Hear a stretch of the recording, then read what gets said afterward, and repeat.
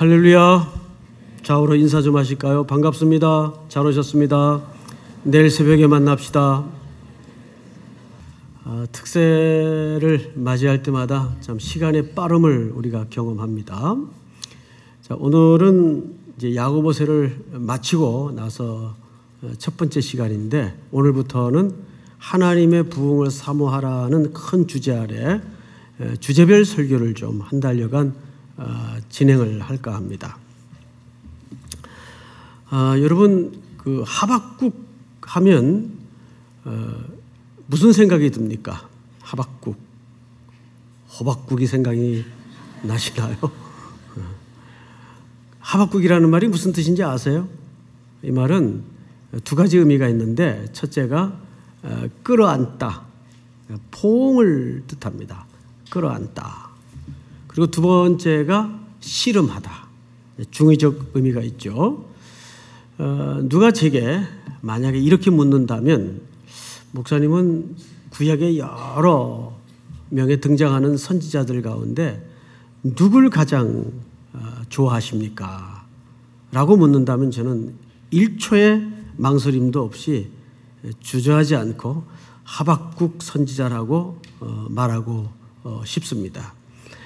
물론 유명한 선지자가 많아요. 엘리야, 특별히 또 이사야, 예레미야, 이런 유명한 선지자들이 많은데, 나름대로 다 시대적 역할을 했고 또 훌륭한 면들이 있죠. 그런데도 왜 하박국 선지자를 선호하는가? 여러 유명한 구약에 등장하는 선지자들은 어떤 시대적 기능을 맡았는가 하면, 하나님께로부터 말씀을 받아서 하나님 편에 서서 그 시대의 악과 또 백성들을 향해서 하나님의 메시지를 가감없이 전달하는 기능과 역할을 맡았어요.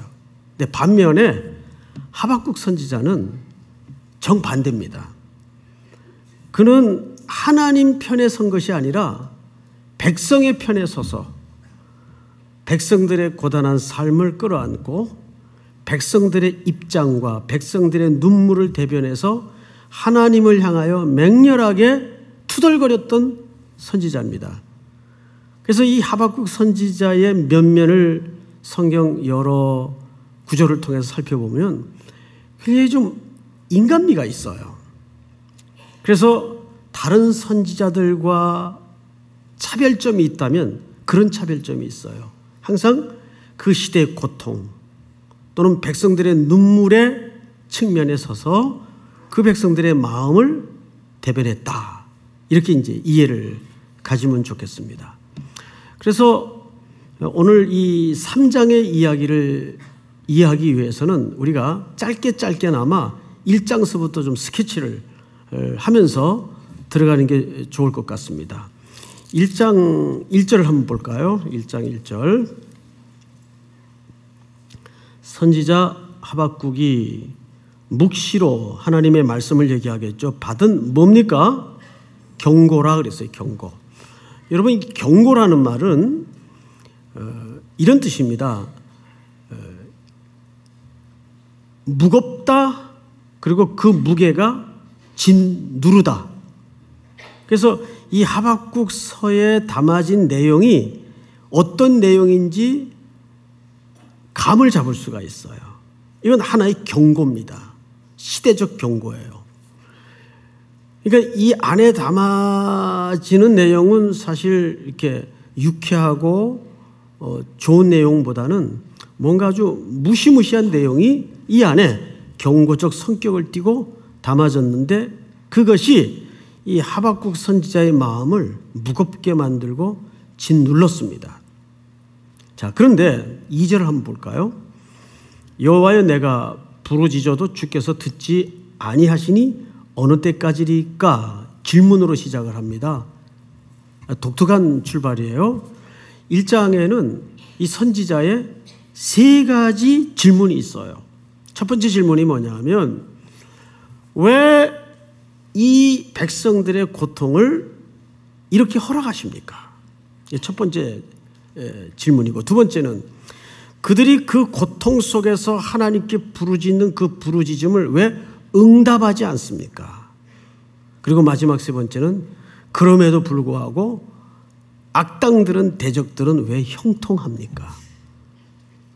이것이 과연 하나님의 공입니까? 라고 백성들의 입장에서, 백성들의 너덜너덜해진 시대적 상황을 대변해서 하나님을 향하여 하박국 선지자는 투덜대고 불평하고 말하자면 퍼붓고 있는 겁니다. 질문을 담아서 설명하고 있는 거예요. 자, 그러면 이 이야기를 듣는 우리들의 입장에서는 시대가 그럴 수밖에 없었던 그럼 상황이 뭐냐? 왜 그들은 고통 속에 길게 있어야 되고 그 속에서 부르짖어야 되고 그들의 대적은 누구며 그 대적들은 왜 형통하는가?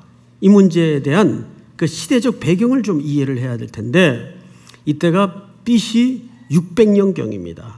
예수님 오시기 전 600년경이에요. 그때는 세계의 모든 패권을 어느 나라가 쥐고 있었는가 하면 아수르란 나라가 쥐고 있었습니다. 무시무시한 나라입니다. 잔혹하기로 명성을 떨치던 나라였어요. 그래서 그 내용을 고스란히 담아낸 선지서가 나훔이라는 책이 있습니다. 거기에 보면 아수르 백성들의 그 흉폭함이 아주 잔인하게 잘 소개되어 있어요. 그런데 열을 붉을 꽃이 없다고 이 나라가 드디어 서서히 기울어집니다. 상대적으로. 어떤 나라에 상대적으로 기울어지냐면 바벨론이라는 성경에서 갈대아인이라고 소개되는데 같은 민족이에요. 바벨론이라는 신흥 강대국이 일어나는 겁니다. 그래서 세계는 바야흐로 양대 강국의 재편 아래 질서가 격변기를 겪고 있었어요. 그러니까 고래 싸움에 새우등이 터지는 나라가 어느 나라겠어요? 이스라엘입니다. 그래서 이스라엘은 이 양대 강국의 틈바구니에 끼어서 매우 공고한 상황에 던져져 있었던 거죠.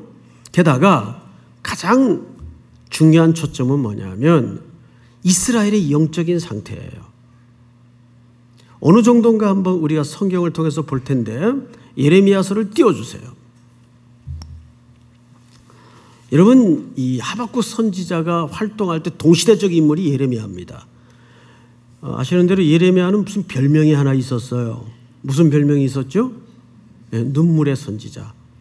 왜 눈물의 선지자인가 하면 그는 정말 그 선지자 역할을 감당하고 싶지 않았어요.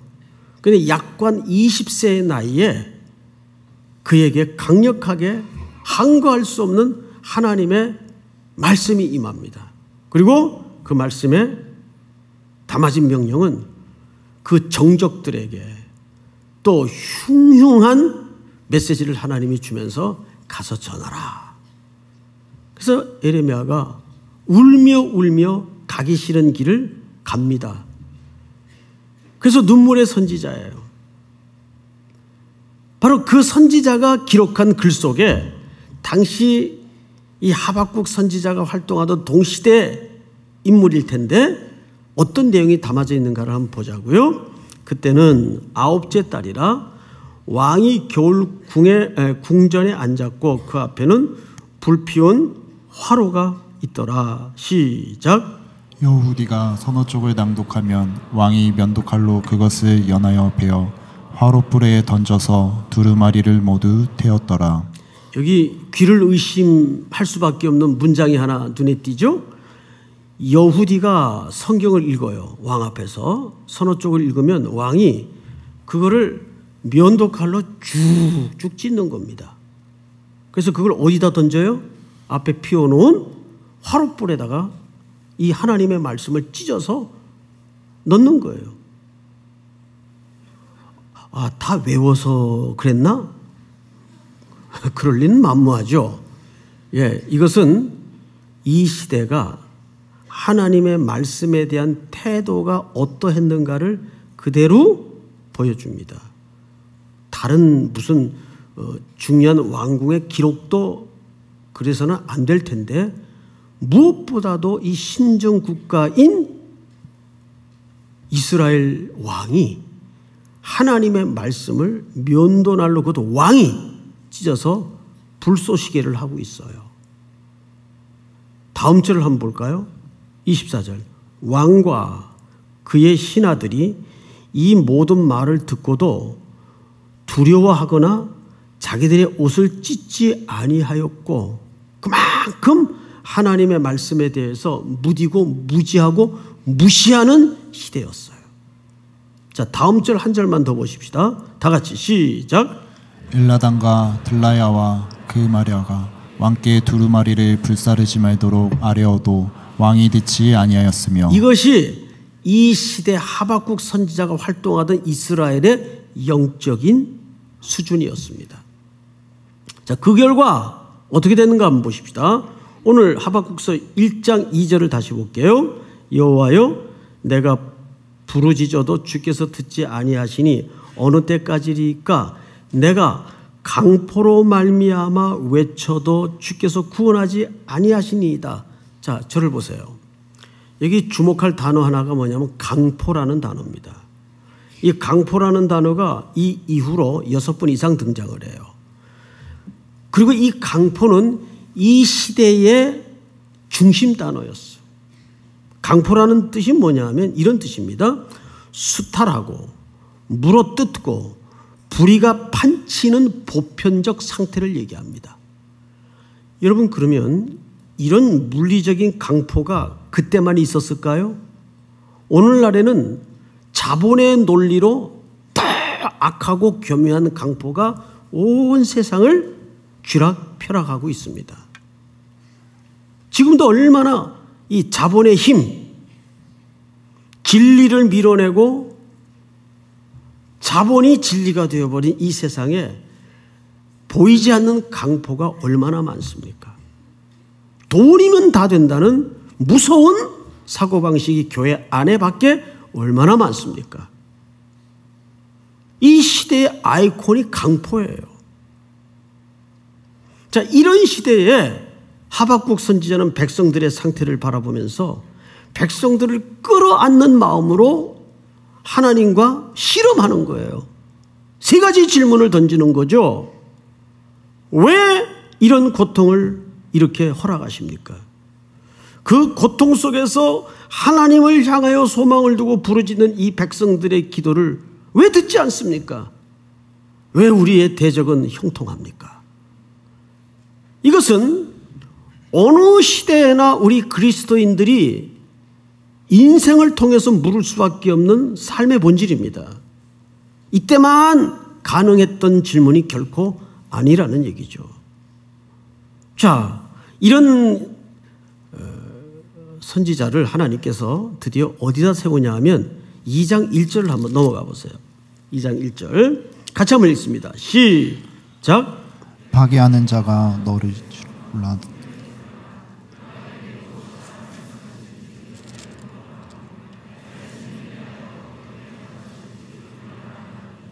네. 자, 하나님께서 그런 울음과 물음을 가진 이 선지자를 어디에 세우냐면 성루에 세웁니다. 성루는 뭐냐 하면 이런 거죠. 이렇게 성벽이 도읍을 둘러싼 방어 체계의 성벽이 쭉 있을 거 아니겠어요? 그러면 성벽이 두꺼우면 그 성벽 두꺼운 지면으로 위로 마차도 지나갈 정도의 두께를 갖는 경우가 참 많습니다. 적의 침입이나 공격으로부터 막기 위해서 이렇게 두텁게 성벽을 쌓아요. 그래서 그 위로 마차도 지나갈 정도의 큰 성벽이 있습니다. 그리고 일정 거리를 유지해서 뭘 세우죠? 그 위에 성벽 위에다가 성루를 세웁니다. 여기는 경계 처소입니다. 그래서 여기서 저 멀리까지 적들의 동태를 살피고 혹 누가 음모를 꾸미거나 이 성을 공격하는가를 이 성벽에서 이 성루에서 보는 거예요. 그런데 이 성루라는 말에 그 아름다운 의역이 뭐냐면 하나님의 어깨에 올라앉다 이런 의미가 있어요. 하나님의 어깨에 올라앉다. 여러분, 이 성루의 경계가 무너지면 성 안의 모든 것은 다 멸절하거나 몰락합니다. 그래서 군인들 세계에서 유명한 명언이 하나 있죠. 작전에 실패한 병사는 용서를 해도 경계에 실패한 병사는 용서하지 않는다. 경계에 실패한 병사는 용서를 해도 배식에 실패한 병사는 용서하지 않는다. 뭐 뒤에 건 이제 그냥 제가 여러분 혹 졸음이 올까봐 제가 갖다 붙인 거지만은 진짜 배식은 중요합니다. 근데 갔다 온 형제들은 잘 알죠. 사람이 이상한 게 이 먹는 거 가지고 신경질도 나고 짜증도 나요. 또 삐치기도 하고 시험에 들기도 하고. 근데 어쨌든 배식이건 자식은 간에 경계에 실패하면 다 끝나는 거예요. 그만큼 중요해요. 이제 저희 아버님이 군인이셨어요. 그래서 이제 강원도 원주에서 살았던 적이 있습니다. 잠깐.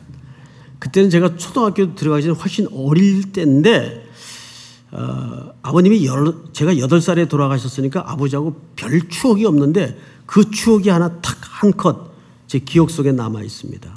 국군의 날인데 이제 시가 행진을 합니다. 그러면 의장대가 앞에 서고 육해공군 병사들이 서고 뭐 무기들이 다 동원이 되고 탱크 뒤에 오고 뭐 진짜 장난 아니에요. 아버님이 군인이시기 때문에 저를 구경을 시킨다고 데리고 거리로 나가셨어요. 근데 그때는 그게 큰 구경거리지 않습니까? 빼곡히 어른들이 연도에 서 있는 겁니다. 제가 그 틈바구니에 서서 구경을 하는데 어른들 엉덩이밖에 안 보여요. 작으니까. 그래서 아마 그랬겠죠? 기억에는 없지만 아빠 안 보여 그랬겠죠? 그때 딱 한 컷 남는 그림이 뭐냐 하면 아빠가 저를 번쩍 올려가지고 목마를 태우셨어요. 그러니까 시야가 달라지는 겁니다. 그 앞에 펼쳐진 경이로운 군인들의 행진과 화려한 퍼레이드가 신천지가 앞에 펼쳐지는 거예요. 아, 이게 좋은 말인데 이상한 것들이 갖다 쓰는 바람에 표현하기가 참 그러네요. 이 성루에 서서라는 말은 하나님이 하나님의 어깨에 올려 앉히다 그 말이에요. 누구를? 선지자를.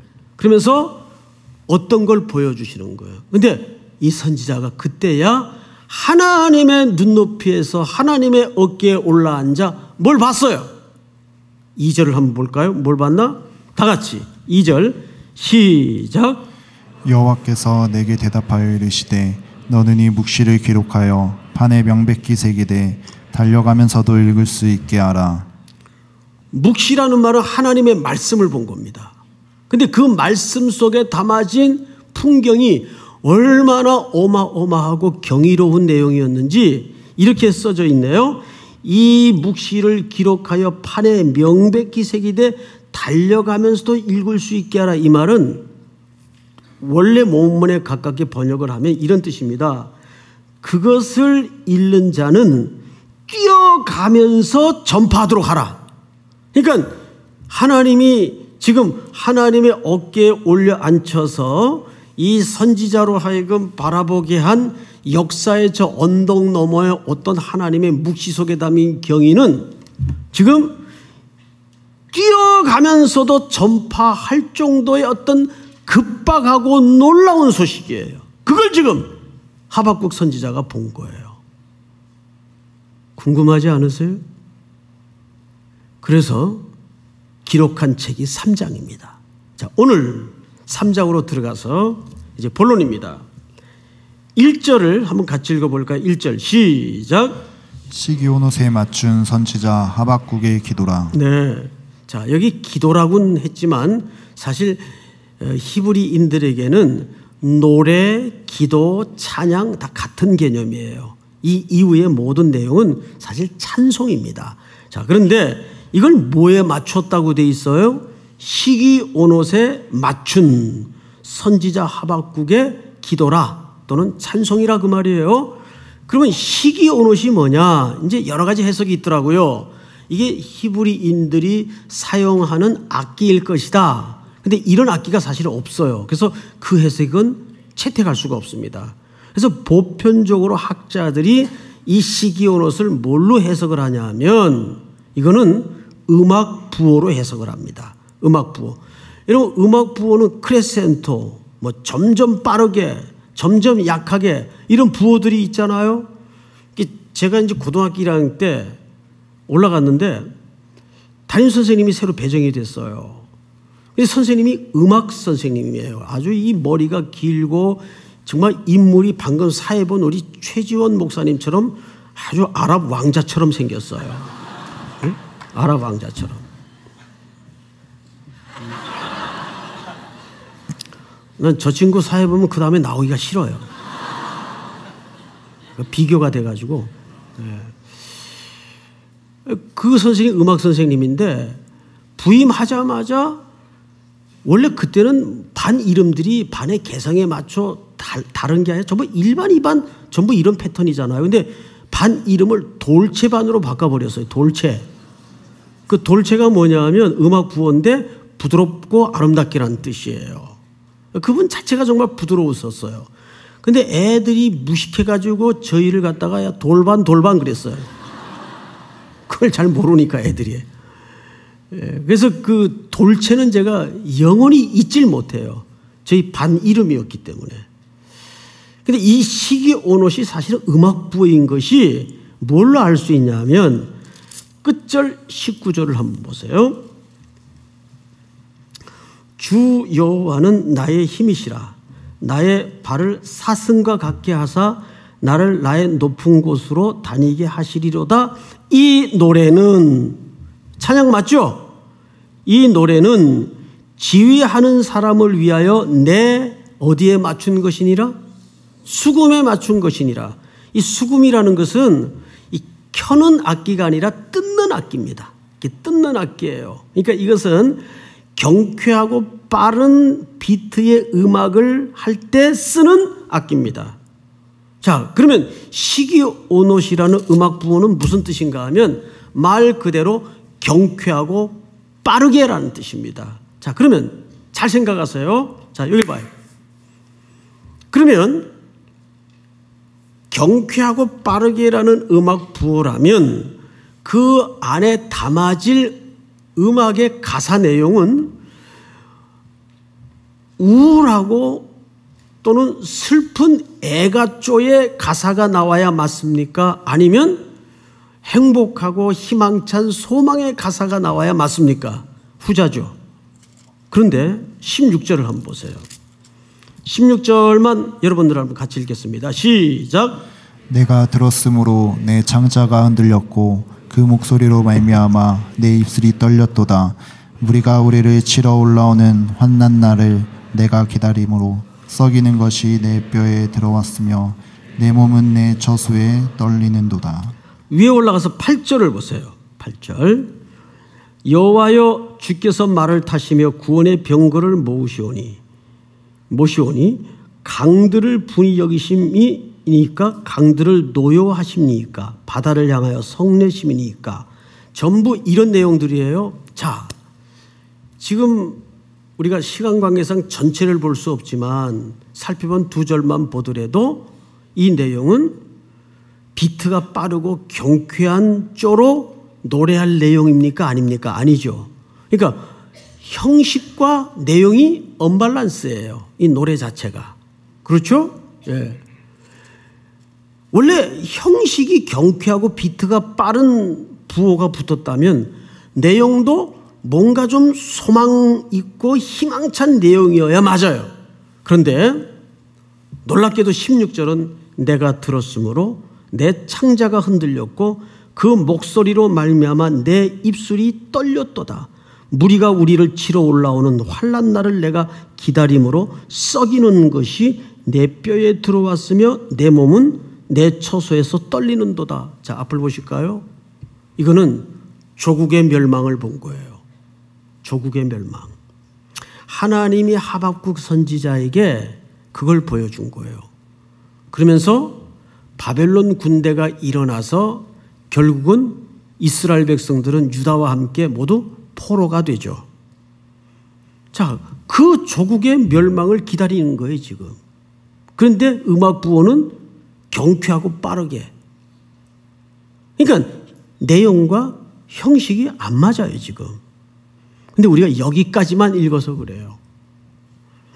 그럼 왜 하박국 선지자는 그럼에도 불구하고 시기온옷에 이 곡절을 맞추었을까?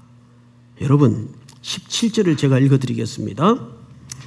비록 무화과 나무가 무성하지 못하며 포도나무에 열매가 없으며 감람나무에 소출이 없으며 밭에 먹을 것이 없으며 그러니까 다 멸망해서 그럴지라도 우리의 양이 없으며 외양간에 소가 없을지라도 18절 다 같이 시작.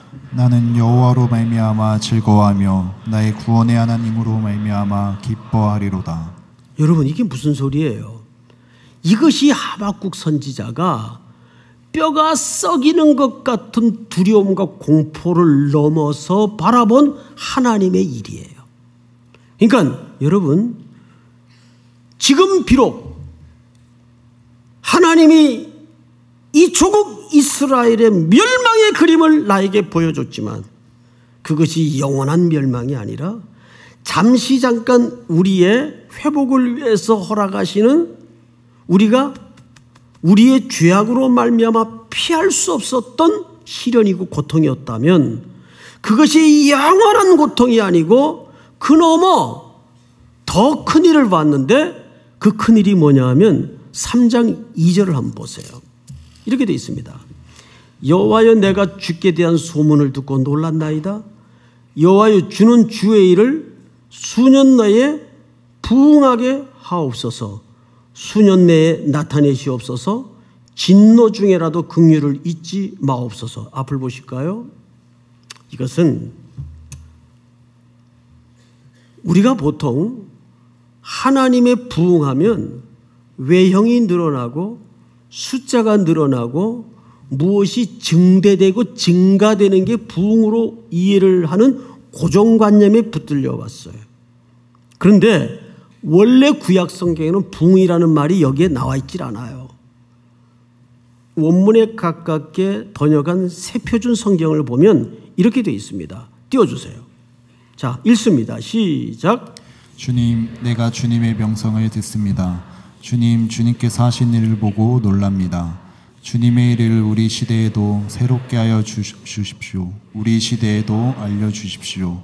진노하시더라도 잊지 마시고 자비를 베풀어 주십시오. 이 본문을 그대로 두십시오. 여기에서 우리 시대에도 새롭게 하여 주십시오. 이거를 의역을 해서 부응이라고 번역을 했어요. 자, 그러면 진짜 하나님의 부응은 뭔가 하면 뭐가 늘어나고 계몽된 열정, 인간의 프로젝트, 동원해서 끌어모으는 어떤 동원력, 이게 부응이 아니라 주님, 내가 주님의 명성을 듣습니다. 주님, 주님께서 하신 일을 보고 놀랍니다. 부응이 뭐예요? 주님께서 하시는 주의 일을 얘기합니다.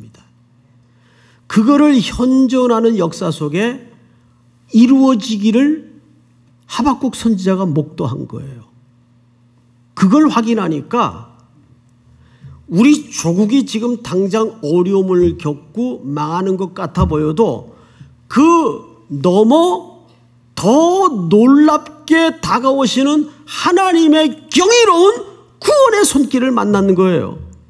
그래서 3절을 한번 제가 읽어드릴게요. 하나님이 대만에서부터 오시며, 이 대만은 타이완을 얘기하는 게 아니고 거룩한 자가 바란산에서부터 오시는도다. 셀라. 그의 영광이 하늘을 덮었고 그의 찬송이 세계에 가득하도다. 자, 앞을 보십시다. 여기 두 지명이 등장을 합니다. 대만, 또 하나는 바란입니다. 그래서 학자들 또 신학자들이 특별히 이 두 지명에 대해서 많은 논쟁을 펼쳤어요. 여기일 것이다, 저기일 것이다. 결국 합의를 못 찾았습니다. 그런데 한 가지는 합의가 되었어요. 그 한 가지가 뭐냐면 이 노정은 어딘지는 확실치 않으나 홍해를 건너 구원받은 백성들이 가나안까지 가는 노정 중에 어느 지점일 것이라는 합의가 됐습니다. 그러면 어딘지는 명확치 않아도 이 노정은 무슨 길이라는 뜻입니까? 하나님께서 구원하시는 길이라는 뜻이에요. 이거는 명확한 성경의 진술입니다. 그러니까 하박국 선지자가 조국의 멸망과 조국의 해방의 차원을 뛰어넘어서 저 역사의 언덕 넘어 결국 하나님이 택한 하나님의 백성들을 구원하실 뭐를 본 거예요? 하나님의 다가오시는 손길을 본 거예요.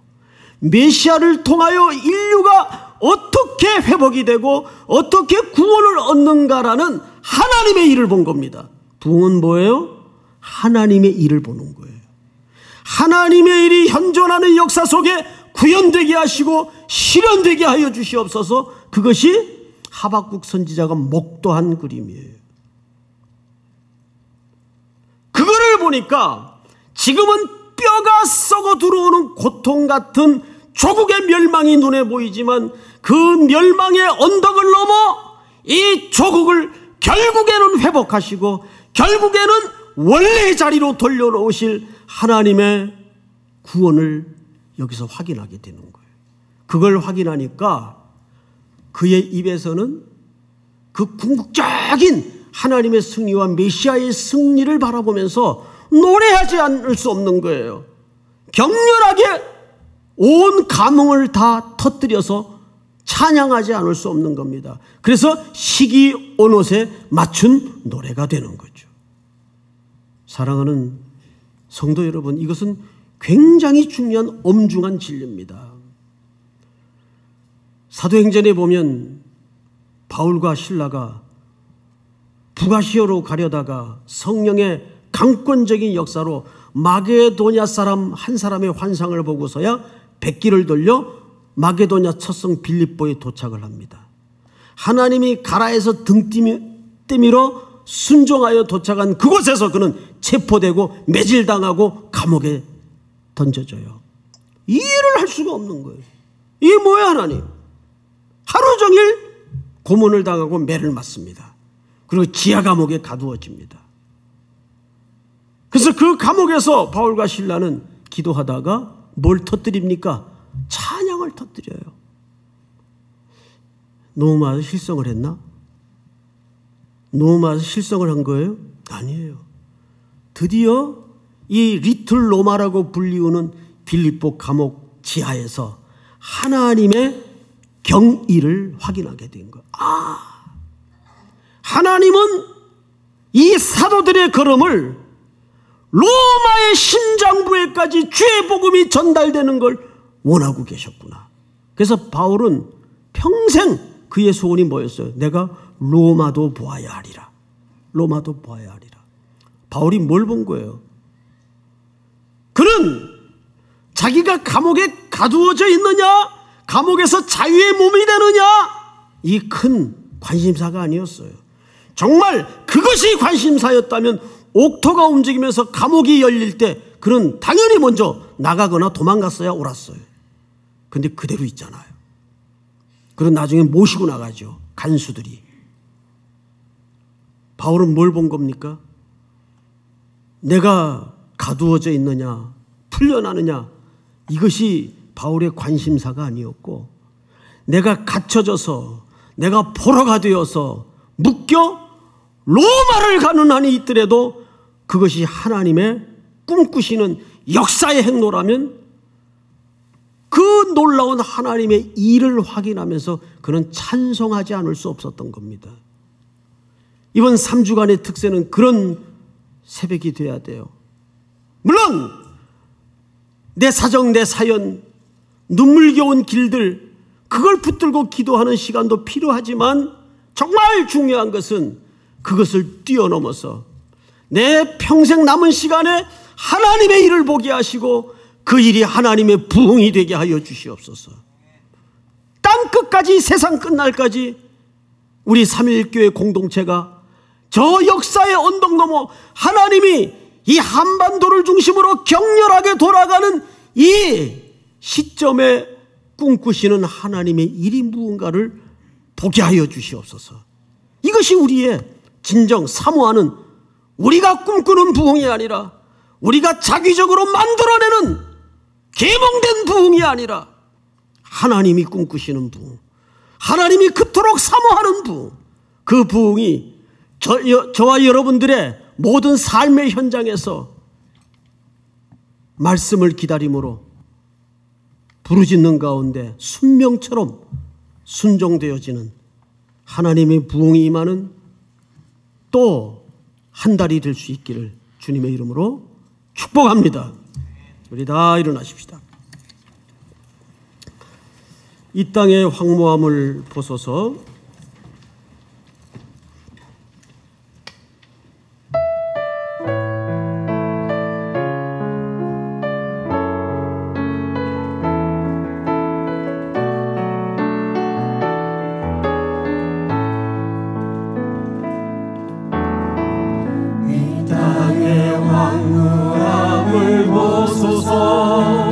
하늘의 하나님, 긍휼을 베푸시는 주여, 우리의 죄악 용서하소서. 이 땅 고쳐주소서.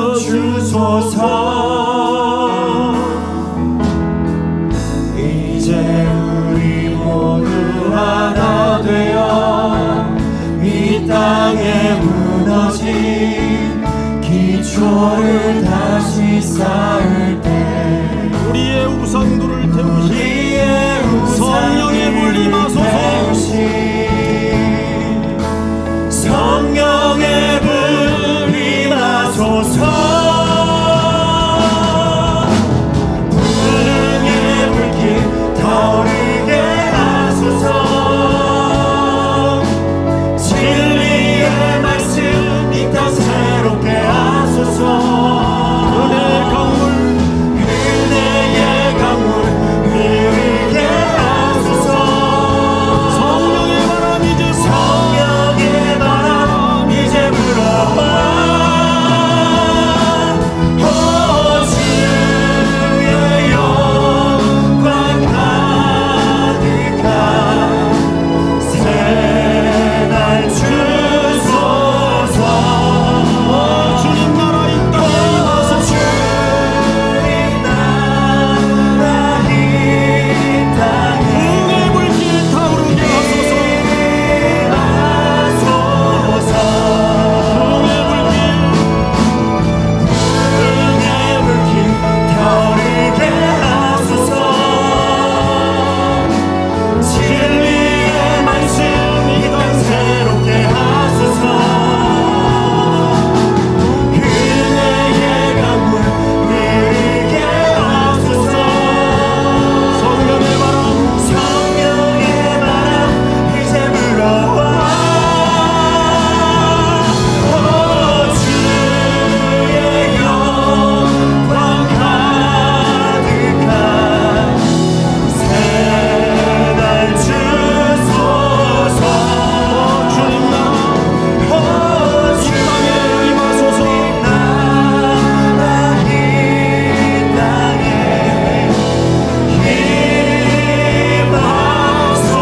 임하소서. 우리 한번 서신 채로 기도합시다.